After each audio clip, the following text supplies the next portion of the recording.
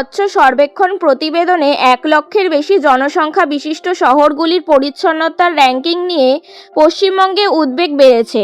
স্বচ্ছ সর্বেক্ষণ 2023 প্রতিবেদনে এই বিভাগে হাওড়াকে দেশের সর্বনিম্ন স্থানগুলির মধ্যে স্থান দেওয়া হয়েছে এবং পশ্চিমবঙ্গের আরও বেশ কয়েকটি শহরও দেশের সবচেয়ে খারাপ পারফর্ম করা শহরগুলির তালিকায় স্থান পেয়েছে। পশ্চিমবঙ্গে বিজেপি সরকার ক্ষমতায় আসার পর থেকেই শহরের পরিচ্ছন্নতা, বজ্র ব্যবস্থাপনা এবং নাগরিক সচেতনতা নিয়ে প্রশ্ন উঠেছে। এখন পরিচ্ছন্নতা সম্পর্কে সচেতনতা বৃদ্ধি এবং তৃণমূল স্তরে মানুষকে সম্পৃক্ত করার প্রয়োজনীয়তার উপর ক্রমবর্ধমান জোর দেওয়া হচ্ছে। এই প্রেক্ষাপটে সমাজকর্মী পঙ্কজ শর্মাও মানুষের মধ্যে পরিচ্ছন্নতার জন্য ক্রমাগত প্রচার চালিয়ে যাচ্ছেন। তিনি বললেন যে ময়লা শুধু শহরের সৌন্দর্যকেই প্রভাবিত করে না, বরং সমাজ ও পরিবেশের স্বাস্থ্যের জন্য একটি গুরুতর চ্যালেঞ্জ তৈরি করে।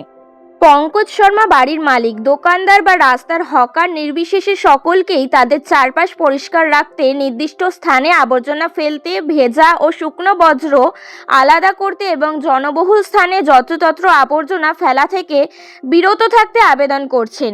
তার বার্তা হলো, পরিচ্ছন্ন শহর কেবল সরকার বা পৌর সংস্থার দায়িত্ব নয়, বরং এটি প্রত্যেক নাগরিকের সম্মিলিত দায়িত্ব। প্রশাসনের প্রচেষ্টার পাশাপাশি যখন জনগণের অংশগ্রহণও থাকবে, তখন পশ্চিমবঙ্গের শহরগুলিকে পরিচ্ছন্ন ও স্বাস্থ্যকর করে তোলার লক্ষ্য অর্জন করা সম্ভব। ময়লা সমাজের জন্য অভিশাপের চেয়ে কম কিছু নয়। পরিচ্ছন্নতা আমাদের ঘর এবং চারপাশ থেকে শুরু হওয়া উচিত। এই বার্তার মাধ্যমে সমাজকর্মী পঙ্কজ শর্মা ক্রমাগত মানুষের মধ্যে সচেতনতা বৃদ্ধি করে চলেছেন। ये स्वच्छ अभियान चल रहा है, ये हम लोग का 8वां हफ्ता है और ये महाअभियान है। ये काजीपाड़ा से लेके हावड़ा मैदान में आज हम लोग का 12 टीम जुड़ा है और हर जगह जगह हम लोग कचरा उठाते हुए और समझाते हुए जा रहे हैं। जैसे ये कचरा यहाँ पे फैला हुआ है, ठीक है, तो सबका जिम्मेदारी, हर दुकानदार का जिम्मेदारी है जो कचरा उठवाए, क्योंकि हम लोग चाह रहे हैं कि हावड़ा 1 नंबर में आना है। जैसे इंदौर सिटी आज 1 नंबर में, पहले ऐसे गंदा था।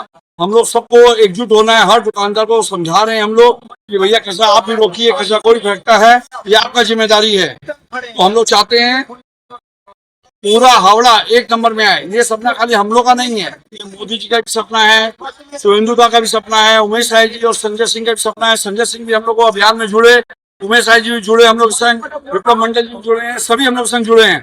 तो मेरा कहने का मतलब है सबको हम लोग को जागरूक होना है और हावड़ा को पूरा क्लीन और स्वच्छ 1 नंबर बनाना है। हम सबका सपना साफ सुथरा हो हावड़ा अपना। जय हिंद।